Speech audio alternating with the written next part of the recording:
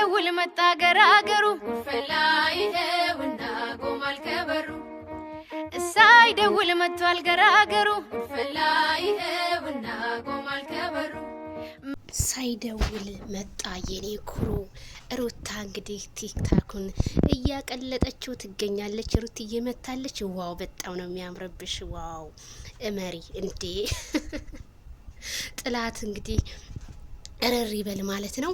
ለአብርሃም ነው እየዘፈነችለት ያለችው መሰለኝ። በጣም አምሮባታል። እውነት ሩታ ከሰው አይን ያውጣሽ። እንግዲህ ቲክቶኩን በአንድ እግሩ አቁመዋለች ማለት ነው። ለአብርሃም ነው።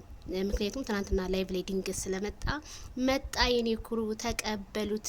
ሸግ አይደለም ወይ የሚዲያው መሪ አይደለም ወይ አብርሃም ታደሰ እያለች እንግዲህ እንደዚህ እየቀወጠችለት ነው ነገሩን።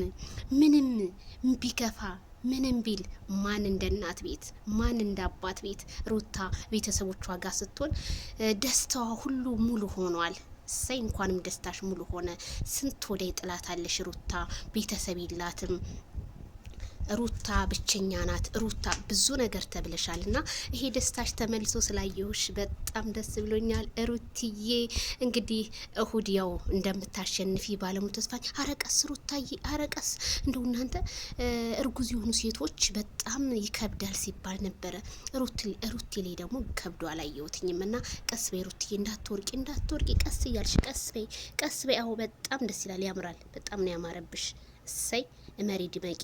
ጥላቶች ድብን ይበሉ።